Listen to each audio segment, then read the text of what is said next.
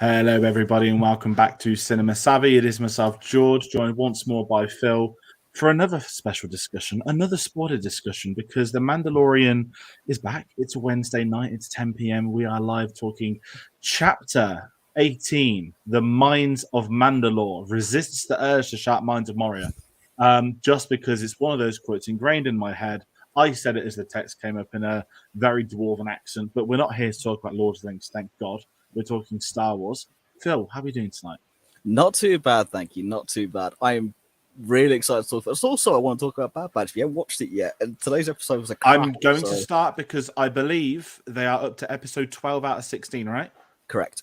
And I have just finished another TV show tonight, a great one, called Extraordinary, which is on Disney Plus. It's not upcoming or anything. It came out a few months ago. Someone recommended it to me, so I wanted to watch it. I've just finished that. Last of Us finishes Monday. Then it's Bad Batch time. I've heard a lot of good stuff across the last couple of weeks. I'm not going to give anything away, It's of course. so much better than season one. Season one was good. This has just stepped it up. Excellent. And that's what I'm looking forward to. And when that is done, beautiful plug, Phil, we'll have our spoiler discussion, whole Bad Batch season 2. I know that Dave's going to probably do the same thing. I think he says he's going to catch up when it gets nearer the end. So it won't be a matter of time. And that's exciting. And indeed. But we have plenty to talk about for Mando today, though. Exactly. Exciting. And as we've said in the past, everyone, this is a spoiler discussion. Bring up all the comments, bring up your thoughts, whether you liked it, you didn't like it, things you loved, things you never saw coming. Did you know the mythosaur was an underwater sea creature? We didn't. Is there a bigger fish? We don't know yet. So it's one of those kind of things where it should be a really fun discussion. So please do comment. Don't be afraid. And if you're watching it down the line on demand later on, you can, of course, comment your thoughts. We'll reply to them in there. So thank you for that. But a lot of people joined us last week, which really caught me off guard with Mandalorian. We've not really had that before. Not that we don't enjoy talking Star Wars. It's just that I was very caught off guard. So fingers crossed they returned and they didn't hate it. Thank you if you did. And if you want to follow us for some announcements, we're going to do one now in the next couple of moments. But get us on social media, Twitter and Instagram at cinema_savvy, Facebook and letterboxd.com/cinemasavvy, with a link to Redbubble in the description below. And the reason why I'm saying there's going to be an announcement is because Star Wars Celebration starts in a few weeks. We are deep in, I say planning. Everyone going is planning right now. The amount of people I know overseas that are booking their flights still, hotels, they're trying to figure out what's going on. We're seeing announcements I'm so glad we booked our hotel. We did. Exactly. And, everyone's in the stage. You can get tickets from Light as well if you've not got it already. I believe that they haven't... Because there were so few 4 days, the people trying to sell 4 days can't because everyone bought individual days. So the Light's a bit of a cock-up, but you're guaranteed to get a 4-day, I believe, if you do try. But in line with that, we're going to be running a series on the channel. There's no official details yet. It's something I've been thinking of the last week or two. But we're going to be doing our own Journey 2 series. I'm going to bring up the artwork right now. So I'm in a lot of group chats, of course, close friends, people I don't know, press groups, all that sort of stuff. I've had a lot of questions come to me, and this isn't from a form of arrogance. This is from a form of we want to help people going to this show. It's called Star Wars Celebration. Celebration's a keyword in that title. We want people going to this event to have a good time. And if that means a bit of guidance can help, if people are curious about how panels work, how lotteries work, maybe things to do in London, Star Wars related stuff across those 4 days, those other things, what can you expect at the venue? How does the autograph halls work and whatnot? We would love to get you interested and involved. So there's no dates yet, but what I will say, it will be a short series, maybe one episode a week or 2 episodes a week that are shorter. It's not planned, it's not confirmed. That's going to be happening over the coming month because we're a month away. I believe 5 weeks tonight. So 5 weeks tomorrow, we'll all be checking into that hotel we're all staying at together, which is going to be great. So please do get involved. And if you go into this celebration, comment stuff you'd like us to bring up in a series. I say us. I haven't asked anyone to be on it officially yet. Phil's there like, what the hell's he on about? It's something we're working on. So anyone going, as I said, it's an open forum for people to get involved. Please do. We are talking about The Mandalorian, though. Of course, the panels are announced. The Mandalorian will be in the studio showcase, which is very interesting because episode 6 would have just aired at that point in time. But yes, we will all be there. There probably will be videos there, not like last year where we're locked on our computers all day watching stuff, but we will try and get a lot of Celebration coverage for you all. But enough about Celebration. We've got Dave in the comments. Have a great show. He's about to watch the episode. He'll be catching up later on. Lovely, Dave. Appreciate that. I hope you enjoyed the episode. You're gone by now. If you're watching in the future, I've read your message by the time you've watched it. Phill, quick thoughts, just while I have to plug the other stuff on my socials. Thoughts on Chapter 17 last week, just very quickly. Thoughts on last week's episode? I thought, as I said when we were on last week, I thought it was a fantastic comeback episode. I do want to stress, if you're watching this and you haven't seen the Book of Boba Fett because you've heard bad things, go and watch the Mandalorian episode just to kind of get your bearings before you get into the series. It is critical, which is unfortunate. They really should separate it. We've had that discussion. But I thought it was a very good setup episode. There was more in it than I thought they were going to put it. I was talking to a friend of mine. He said it felt a little rushed, which also I agree in certain areas. They crammed a lot in without feeling they crammed a lot in. So it's kind of a mixed bag in terms of the pace, but the actual content was fantastic, and it sets up Mando's arc for this series and Grogu's arc for this series really well without kind of being spoon-fed. It was very much I need to do this, this, and this by doing this, this, and this, and go and see this. It was very much a quest-giving episode, as it were. But it sets up really well for what we're about to talk about for tonight's episode. Because, again, without going too much into what we're about to talk about, you need to have that setup. He's not going there on a whim. This is all built up from last year and from last season. There's basically everything to come. So last week's episode, I thought was fantastic. Setup, you had a really cool opening with what looked to be initially a flashback but wasn't, with the fight on the beach, and then Grief now becoming perhaps even more stylish than Lando with his own cape droids. Mate, I watched Rocky 2 yesterday. The Carl Weathers hype is here. I know he's directing one of the later episodes. I'm not going to say what episode in case you don't know, but he's just great. Everything about him is perfect. Sorry to jump in with Grief Karga, but the Carl Weathers hype is here. It makes me want to watch Arrested Development because it was so good in its early days. Indeed. So yeah, that's my thoughts on the first episode. Though. Very good setup episode. A lot of content without it feeling rushed. And here we are going into this was an absolute cracker episode. Yeah, I mean, if I sort of give my thoughts, I loved last week. I think for a return to the series. Obviously, we had the Book of Boba Fett, of course.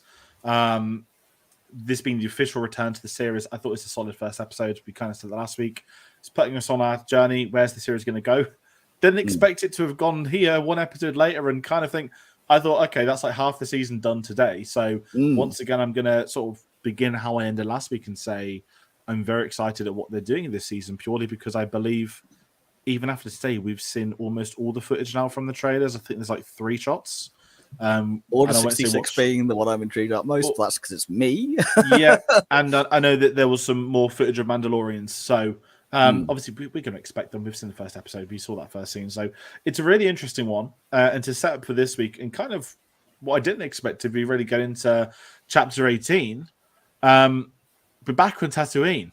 And I thought, blimey, like, are we going to get, hopefully not an episode of the Book of Boba Fett in the Mandalorian, but I was like, are we starting the team up stuff already? Like, are they going to get a crew to go to Mandalore? And obviously, we've got Peliamoto returning, who we know was going to be in this. Amy Starr was at the red carpet in LA last week. Obviously, she's kind of become a staple of the series, which I think is great.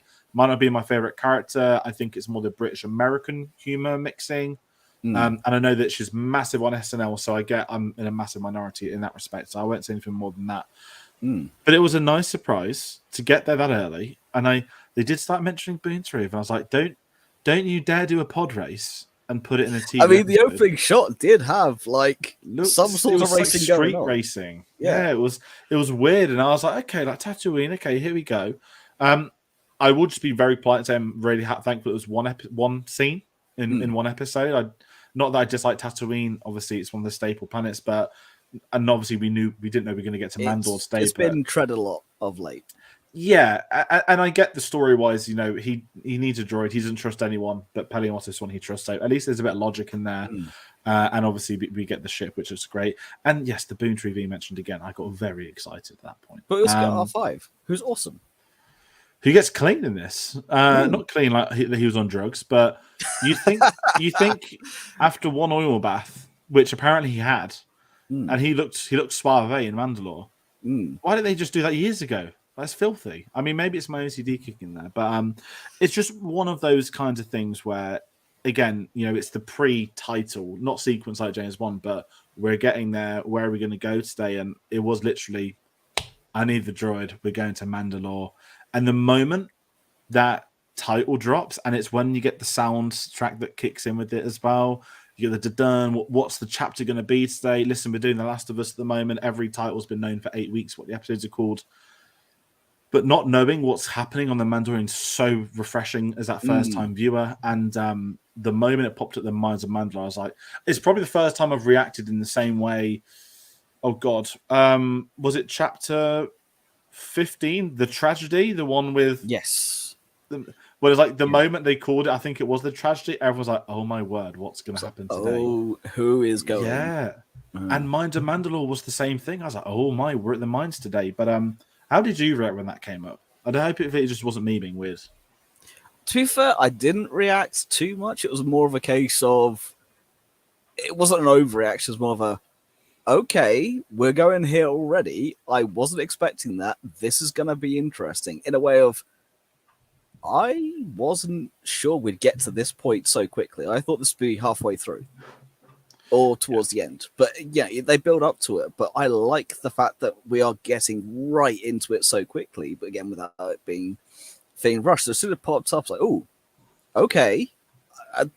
Okay, sure, let's bring it on. Let's see. Because it was a much more of a subdued reaction, but on of a I'm invested. I want to see how this is going to go. Cracking. Let's see what's this going to be like, because wasn't expecting so quickly. No, I'm kind of with you, and even talking that as well. Genius. I mean, I want to talk about the direction. Sorry, we don't normally do this in these kind of episodes. So Rachel Morrison has directed this. Now, I'm not going to sit and say I know everything about Rachel Morrison. I know that her name cropped up when they announced the directors a couple of weeks ago.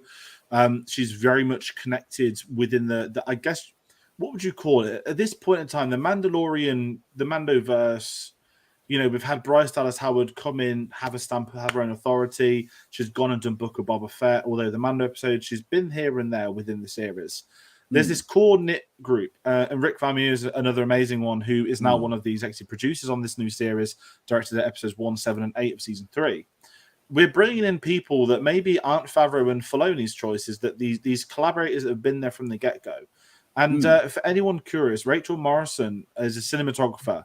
So she's actually been nominated for an Academy Award, the film Mudbound. Now, I've still not seen Mudbound. It was one of those that was incredibly well reviewed. And she was also the ones people I think would have seen her on Fruitvale Station, which of course directed by Ryan Coogler, who's amazing. Dope. So she worked directly with Rick Famuyiwa, which is a great film. And she did cinematography for Black Panther. So that's 2 of the 4 films for Ryan Coogler of his career so far.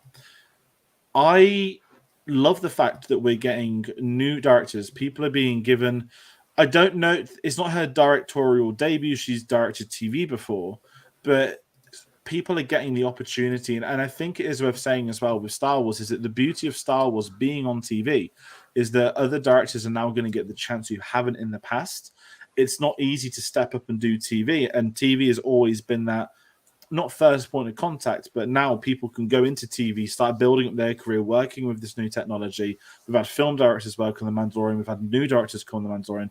I thought for her first episode so far, maybe there'll be future seasons, who knows, Rachel Morrison directed the hell out of today.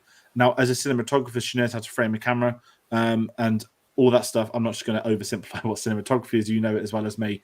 But to make that jump today, I thought the direction was superb. And for 44 minutes, they went through a lot today, and the writing as well as the directing was on point. It never felt too long or too short.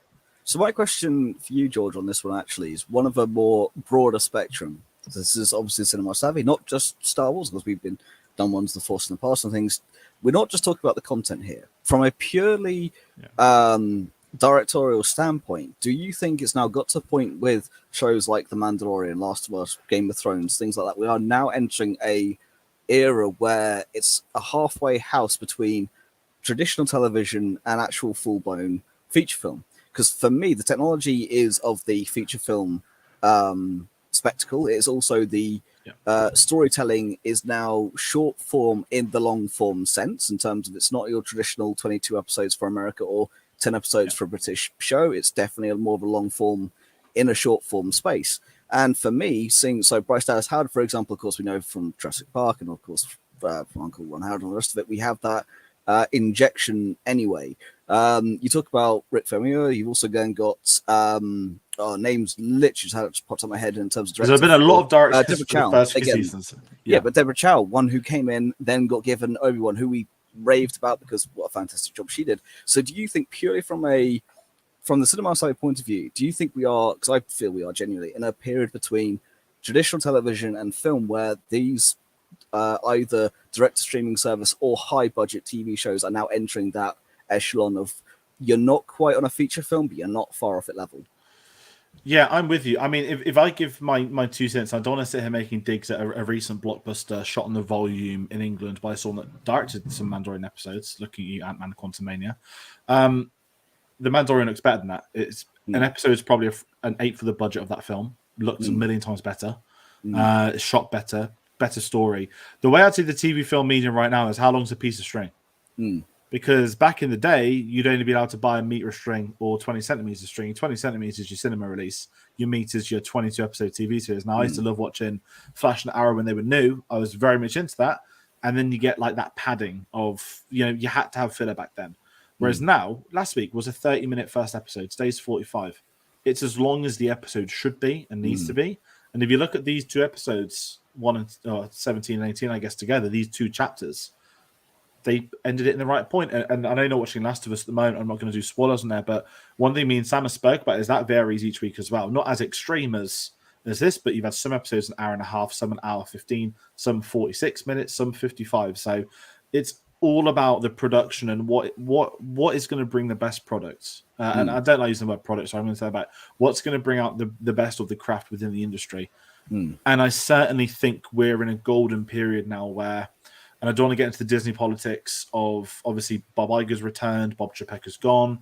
Bob Chapeka, everybody knew, at his forefront of his era is setting up Disney Plus, getting Disney Plus moving.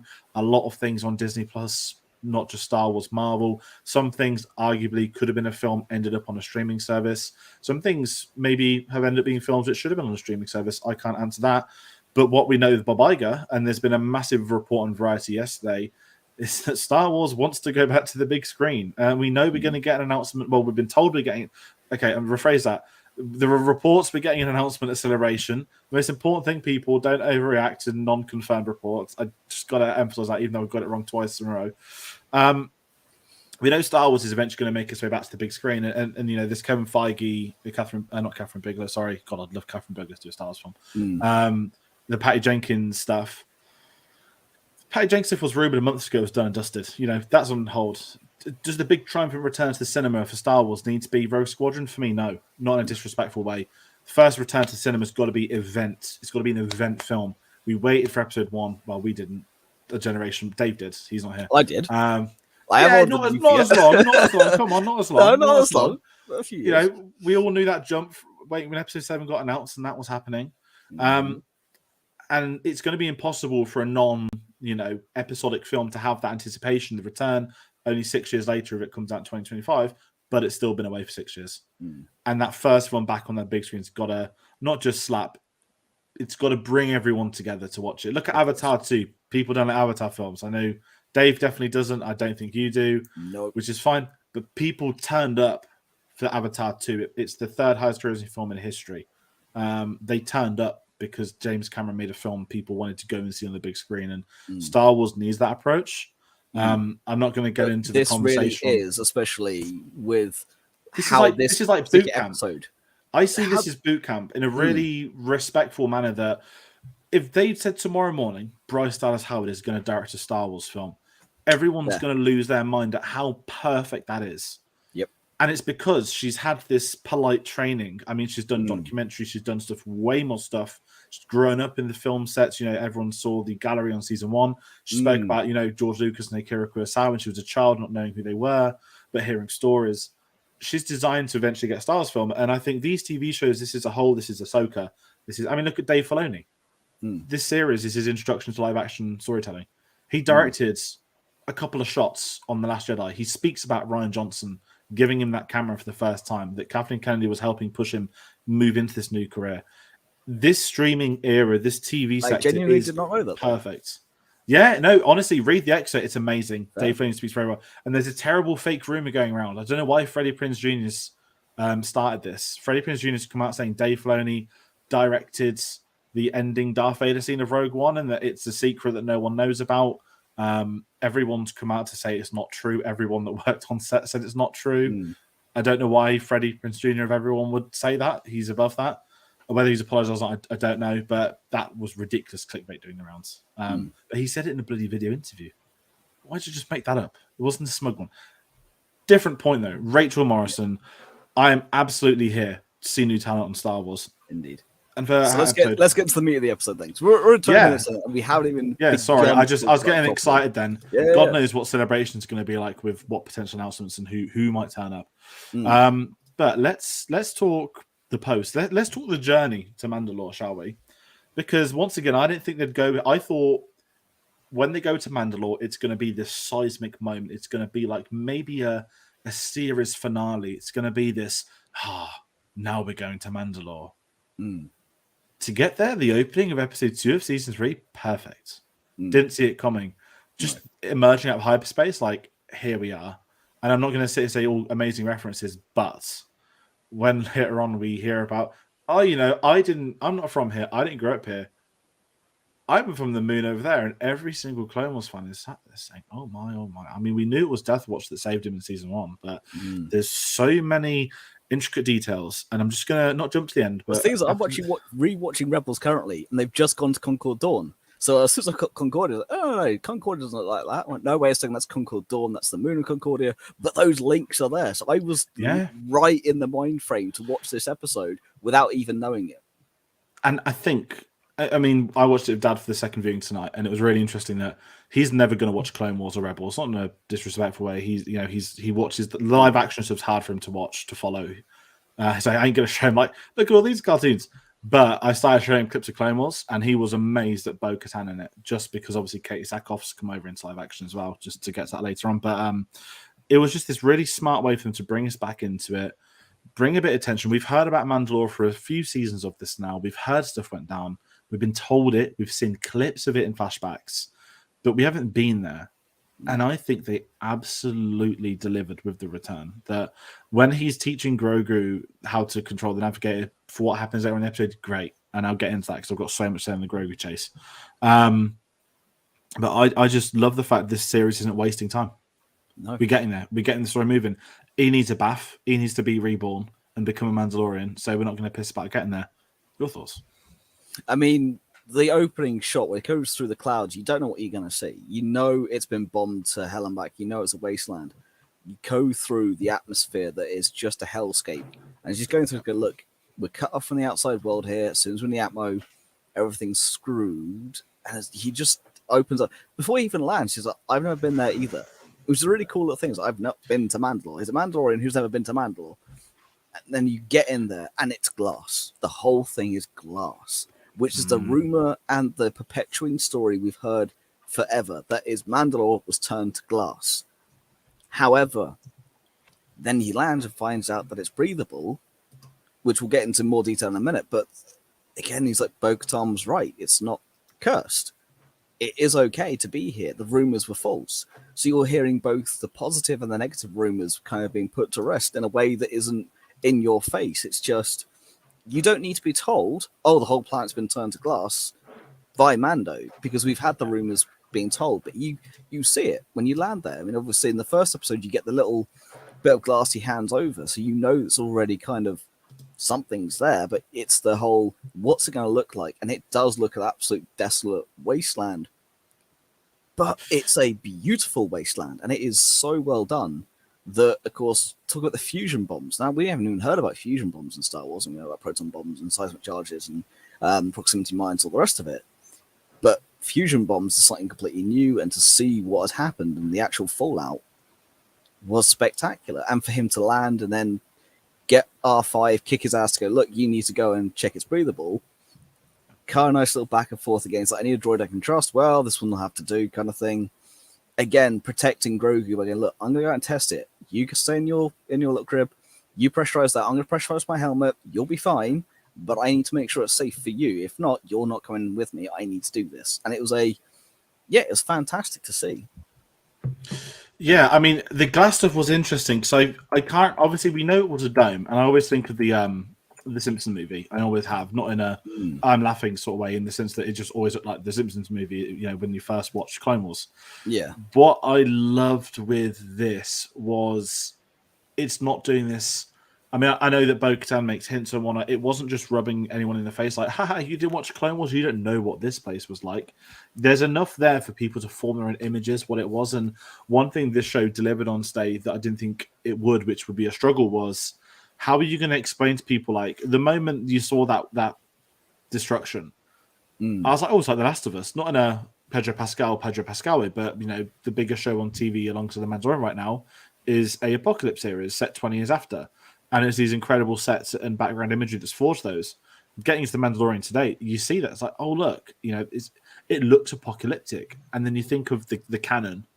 And obviously, we know that have seen the animated show. People that know those know that it's took place within 15 years. The last 15 years, mm, I don't think we still don't have a specific date of that 15 years, no. but it's very recent for how it looks. And I love they take the time to speak about the weapons the Empire used, their reasoning for it. I'm not saying they're just curving, boring internet discussion points. They're not, but it adds layer to the storytelling. And I just love this idea that they wanted to make an example out of us. They were doing stuff to us that no one's had.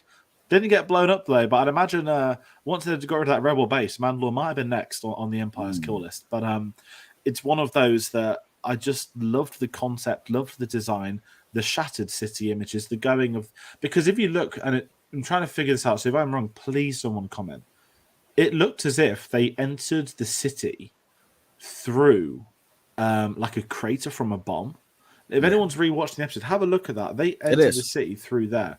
Yeah. And I think that's something that I didn't think we'd get from this. That It it it just gives made. me very Futurama vibes for the old New York underneath. You know what I mean? That's you have the upper surface underneath. You have this desolate wasteland of a city that you know that's familiar to you, and of course we're all familiar with modern day New York. And you get to Futurama, of course, it's that underground. Everything's built on top of it. Coruscant's similar.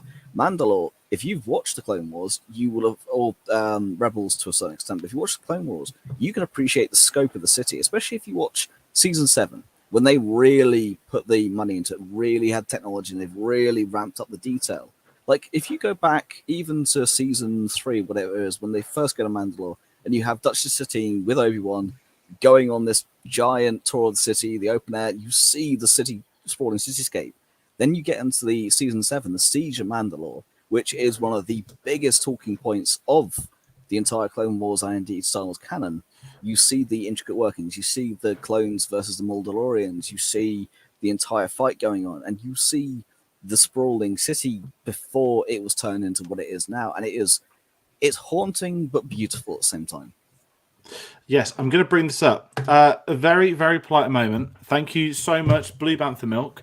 These guys are going to be at Celebration. Well, I know that Matt is. I know that Sean Mm, and Chris aren't, which is a massive shame. Hope to see them at another event. But thank you so much for watching, for sticking with us. And if that is you that's done that, Matt, I will see you in a few weeks. That sounds fucking amazing to say, doesn't it? We're going to get to see people talking, people that, not that we're above anyone at all, but I can have a sensible conversation with without needing to feel like I'm going to get stabbed talking about Star Wars or want to stab someone talking about Star Wars. So everyone check out their channel.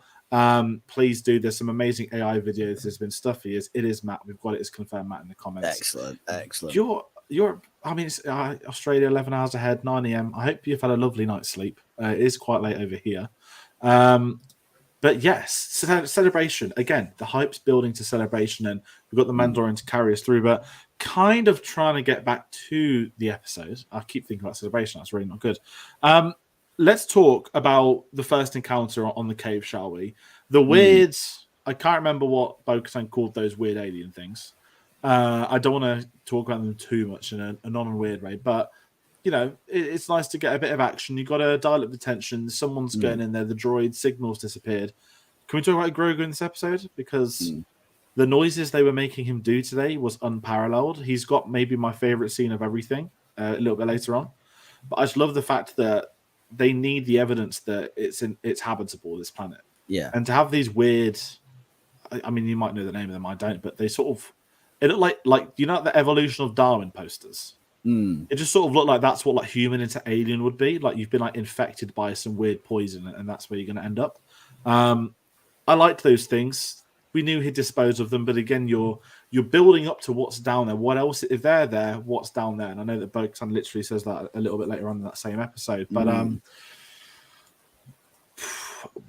mean, do we want to talk about what comes next? The weird cyborg thing. There's no name for it. It's like post-apocalyptic. Like General Grievous survived again. Like that General Grievous looking.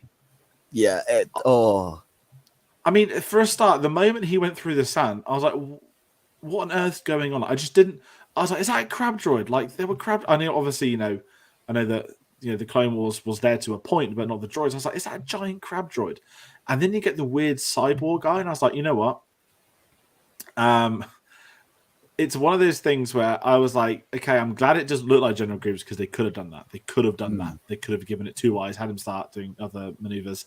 Matt's just put, "Did we think it was going to cough?" I honestly, I just saw it and I was like, "Is it going to talk?" I wanted to know, like, would it talk, and how would it sound? And I've been thinking about this a lot recently because today I've started picturing what the voice of Grogu should be, and I've decided it should be Patrick Stewart, and that when he comes on his little elevated scooter, they should be playing the animated X-Men series theme, which is all I've had in my head all day with his montage. Well, not his montage, his escape. But aside from that, Phil, I'm going to hand this over to you. You're normally the best at this sort of stuff. This was a new everything, right? Just a new concept, a new villain, new... And it's great because this show has been criticised for not doing that in the past. And I understand those criticisms. Oh, look, Gamorrean guards fighting in a pit. Oh, look, Gamorrean guards at Jabba's palace, Twi'leks, blah, blah, blah. Something new, exciting. And it was done in a way where I thought it was quite... for a Saturday morning villain, as people will put the Mandalorian, quite intimidating for a one-off villain episode. Like, what's it doing? Is it like draining? Is it draining Din Djarin as fuel? Because you've got all the Mandalorian armor, you've got nothing else. So the using the Beskar as the trap was hilarious. I thought it was fantastically done. Because I was in the moments when he's going through the sand, I was like, "Oh, more Beskar, build up Mandalore, grand." I love the fact that he's looking at it going, "This is the past, but thinking about the future" as a fantastic element.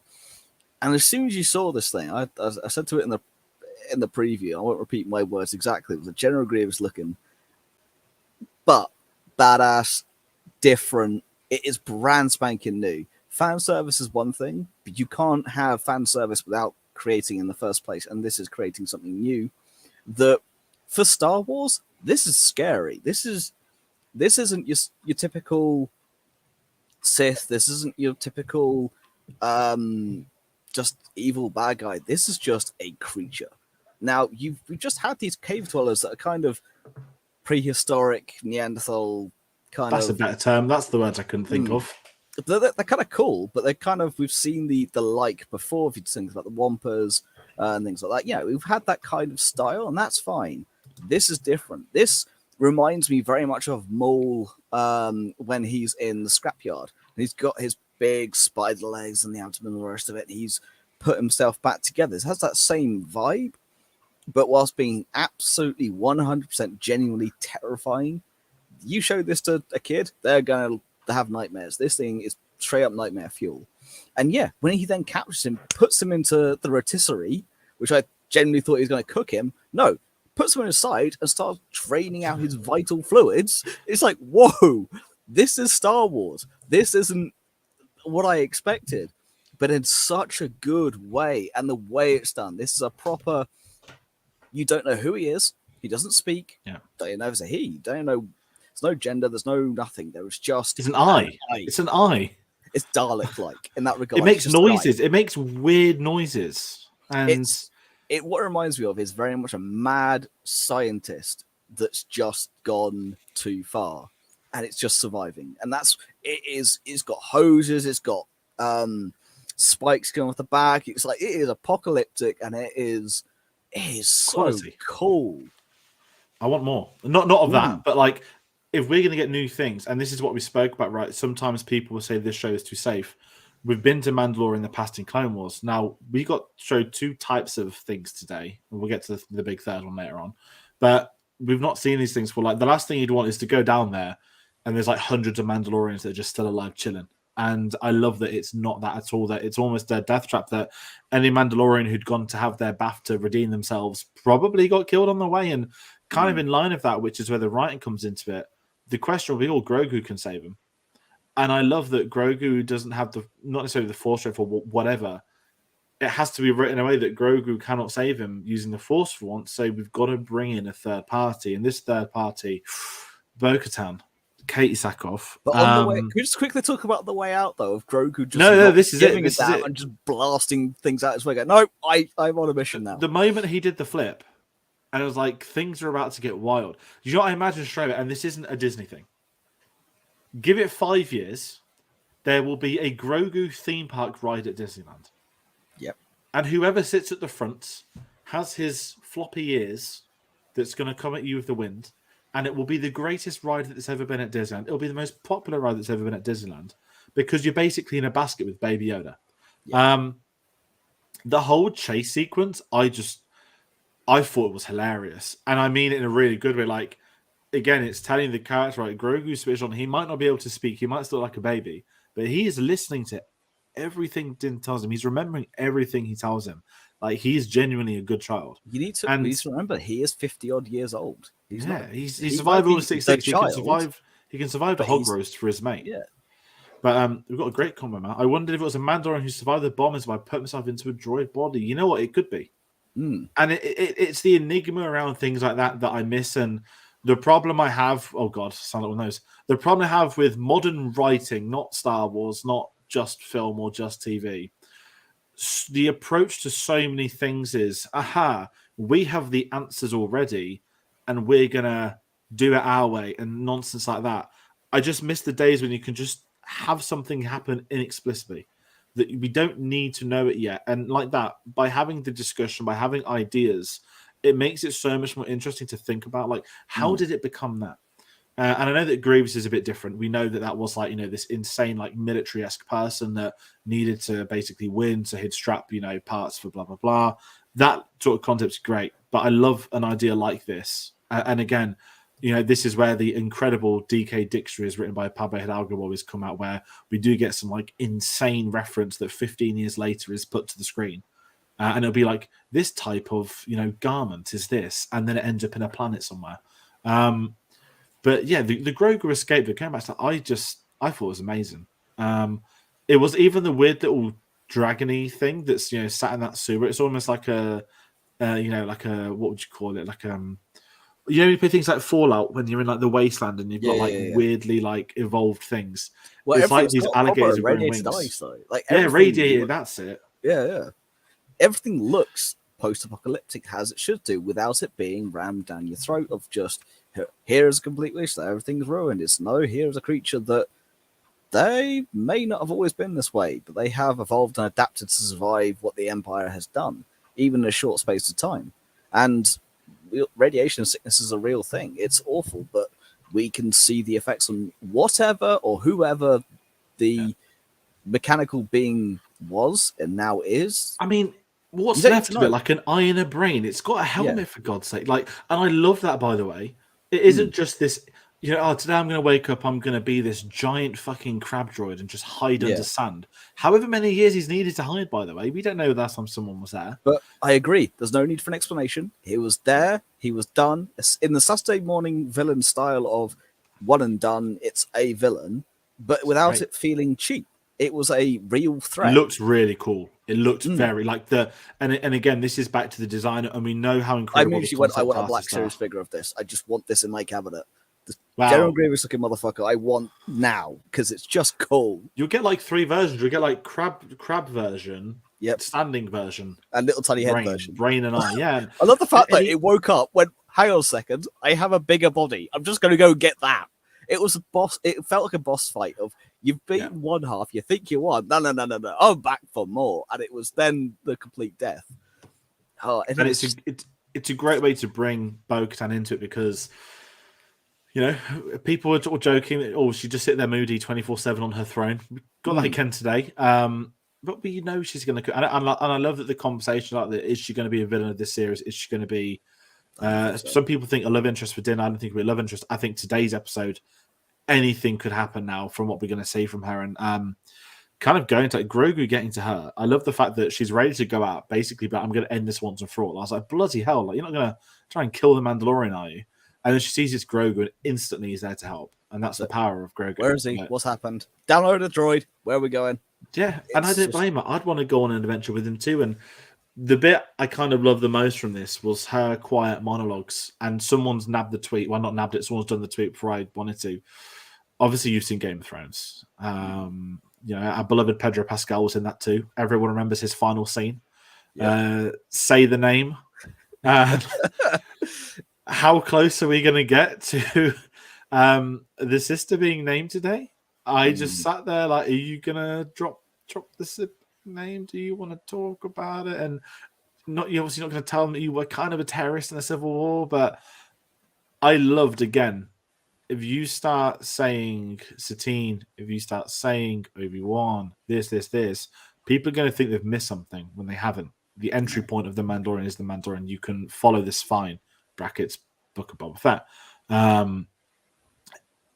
But to get these little moments, these intricate moments of just Katie Sackhoff just looking. I mean, obviously you got to think, and this is where the volume comes into it, guys. The volume as a technology is there to fundamentally help actors, to help visual effects artists. It's done for the environment to be active, for them to do their work into acting. And I would be so curious to see how they approached the episode today and how they had these flying shots. We know they probably use projection as they've done their episodes, but just her looking at what's left of her planet. And we know who's seen other stuff that, yeah, she lived here, she was here, she ruled here, she grew up here, she'd been on the moons nearby as well.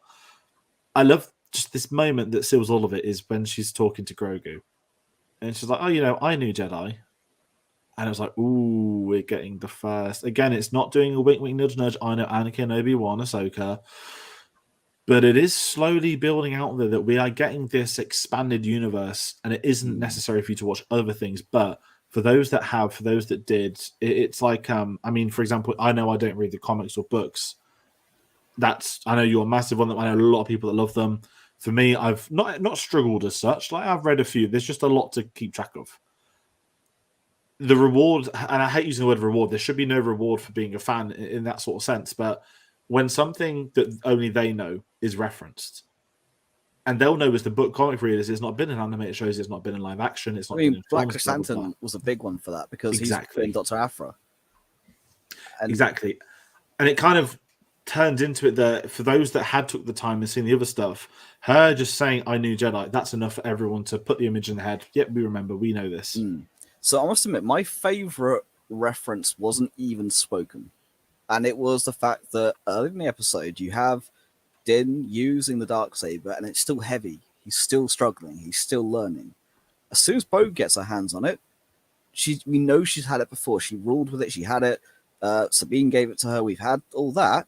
It was natural. It was fluid. It was like she'd used it before. It felt like she'd used it before, which, of course, if you have watched things, you know she has. Of course, we got the cool, the shield, finally. Her actual little proper shield again was cool. The fact that also the blasters are back to yellow bolts in this, when they had yellow originally, went to red, back to yellow for whatever reason, because continuity is a thing.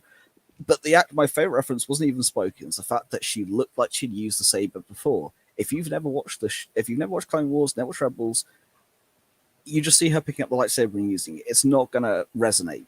But if you know, you know, and it was such a subtle thing that I thought was so well done.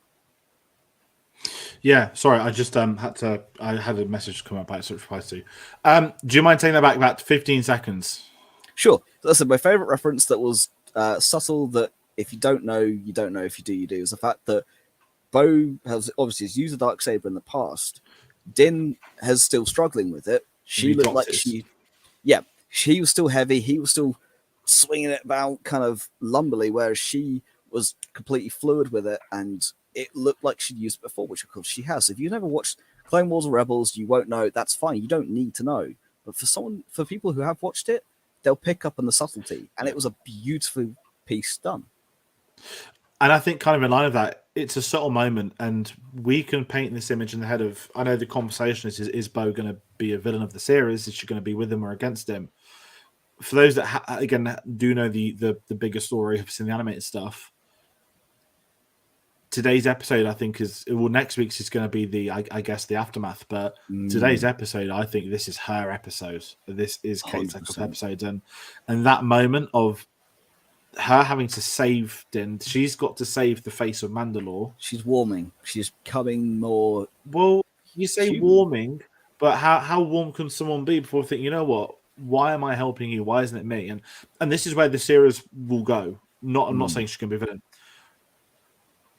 I don't think she's going to be a middle ground between what right and wrong. I think either in this series she's going to be fully with him or against him. I think we're going to see this character probably get explored like it hadn't been able to in the past with the animated stuff. We're going to see her, I think, be a turning path, and the ending of today guaranteed that everything she's thought and laughed at for years, maybe decades, stories she's grown up with, not necessarily as a lie, just thinking, I haven't seen the bigger picture. I've not been in the bigger picture, and that's what I loved of it. The fact she dismembered that droid within seconds, that it wasn't really an issue for her. Let's be honest, that the way she used the dark saber, we said that someone that's trained it, that knows what they're doing. You go back to Din, doesn't want to do this still. And I know he's new to it, but he has earned the weapon. But at what point would that change for her? And I think this is where I'm really excited for the show to explore. They're going to have a really intriguing relationship. And I very much think that she's going to be not just the focal point. I don't want to bring up obviously like Gina Carano and all that stuff, but in the past we've had characters who have been.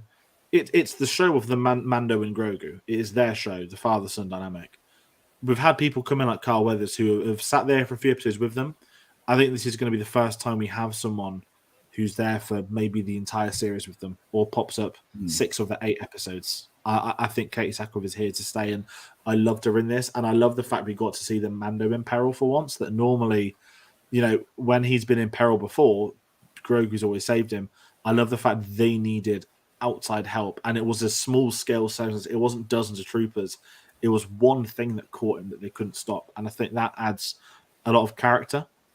Some people are using the term "daddy in distress." I know that this Pedro Pascal stuff is sweetly into the daddy things. Some of it's great when the right interview is doing it, like Ash, it's great. But when you get in the cringy ones, it's not. But yeah, people just be polite to him on a red carpet. Stop thirsting. Just let him be himself, because he's fucking great, and he's on Hot Ones, which I cannot wait for to plug that show. Do we want to talk about what came after the Bo-Katan rescue? Yes, let's. So even I didn't. When he's like, okay, I'm still going to go have my bath. I thought we'd get the end of the episode like, oh, it's one of those. We've had our big action moment. We've had the characters talking. No, we went straight there. It wasn't going to be a 2-episode find to the waters. It was the chambers, and this is where I'm kind of loving that it's forging into that Mandalorian mythology and their relationship. She knew exactly where he needed to go. She could take him there straight away. She's almost laughing like, you know what, I'm going to take you there so you can see this is all utter nonsense. Yep. And it's this incredible moment of... at first, I didn't have a clue what I was going to do. He just starts... When he unclips the helmet, I was like, is he going to take the helmet off? That sort of defeats the purpose of why he's gone back down there.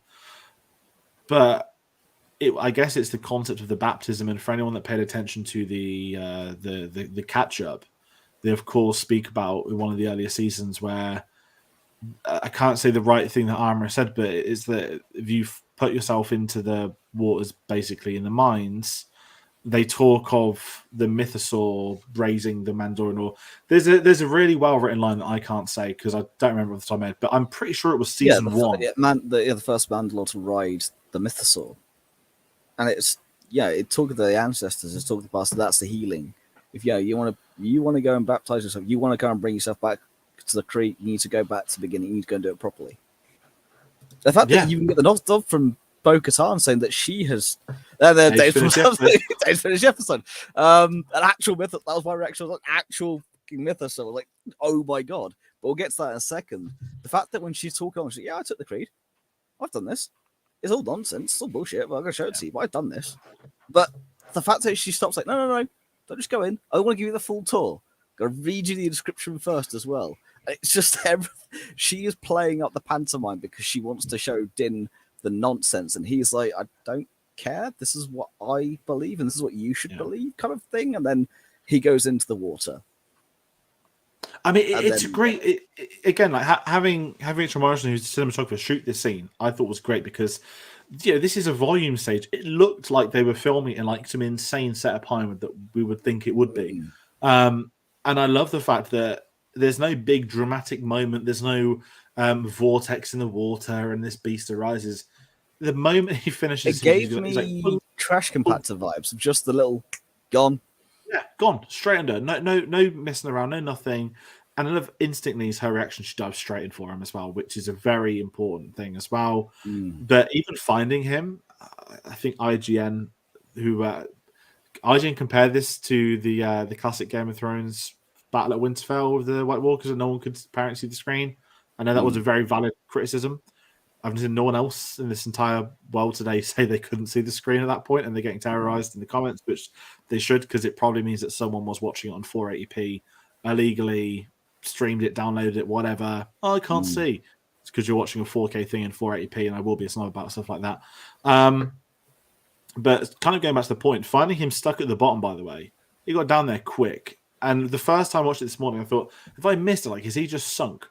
But I love the fact that there's an idea that, obviously, we'll probably find out next week. It's clear as daylight that he was dragged down to the bottom by the mythosaur. And I just love the build-up to reveal the beast. I didn't even clock it properly on the first viewing until I saw the eye.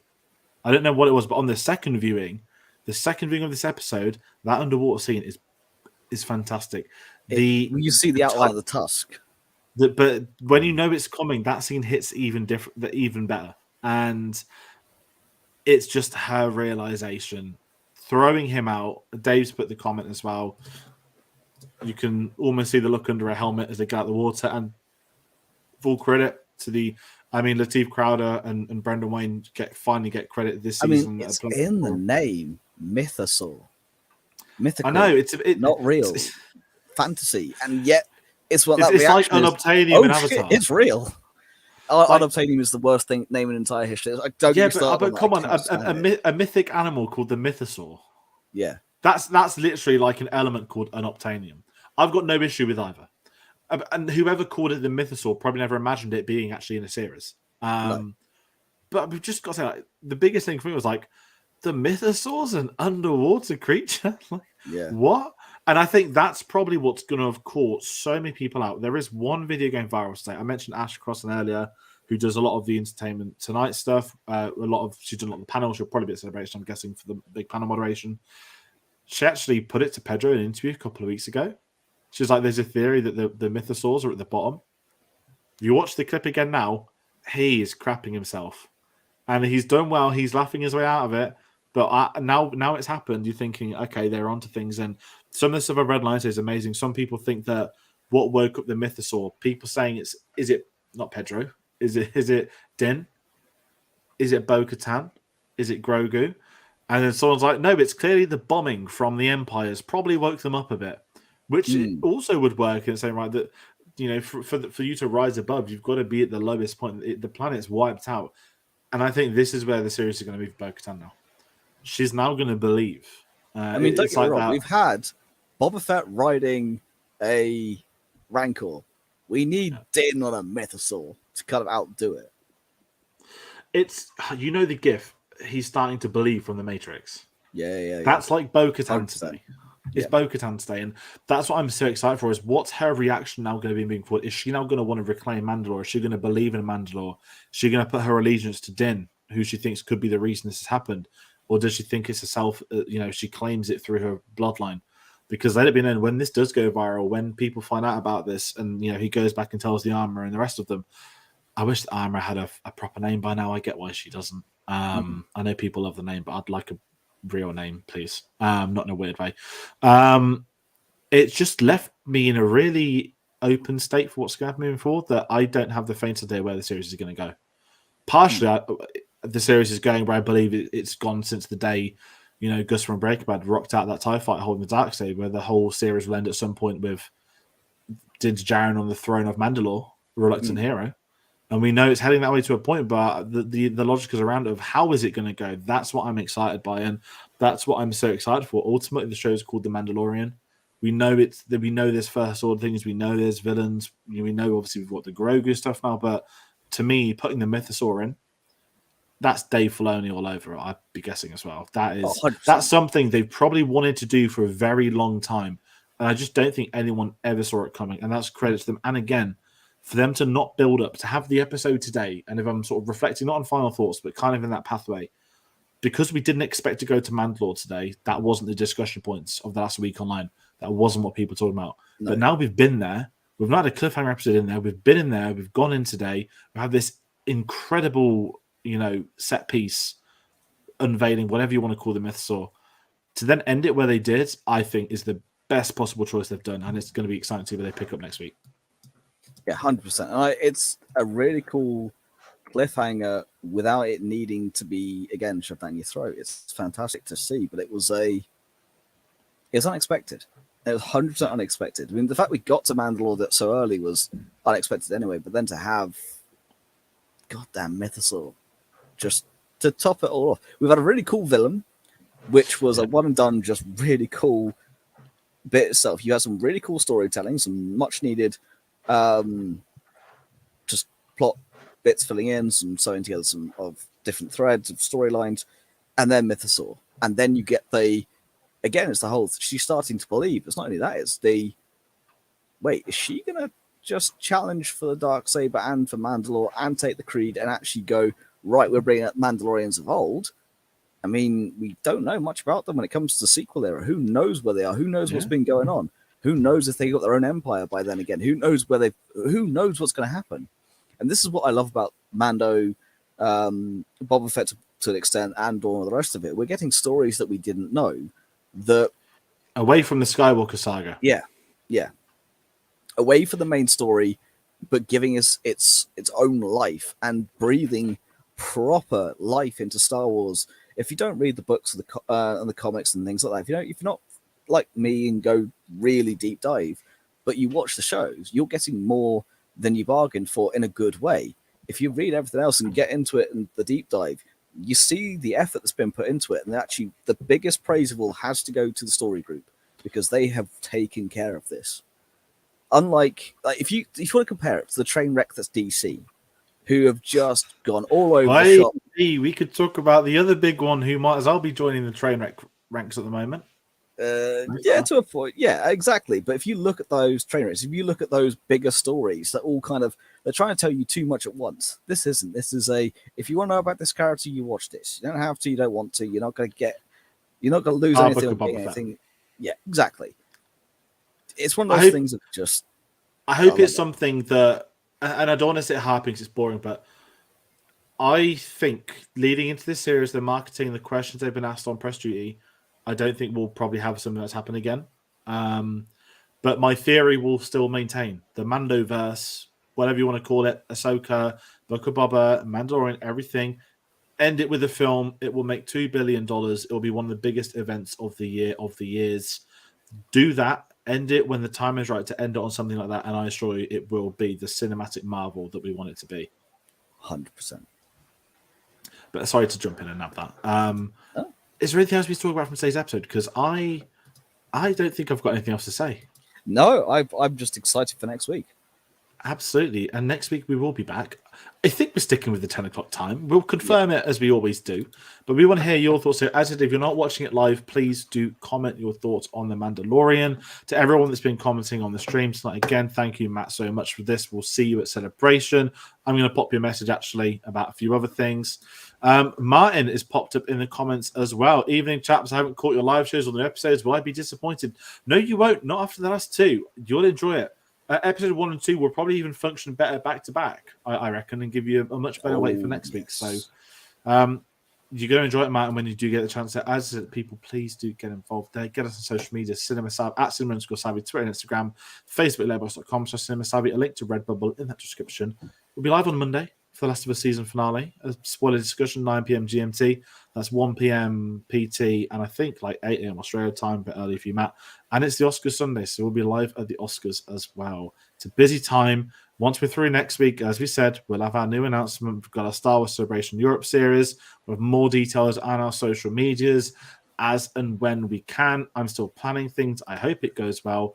And for anyone watching down the line, thank you as always. Thank you for tuning in, taking time to comment with us, and we'll see you on the next one. Take care. Catch you later.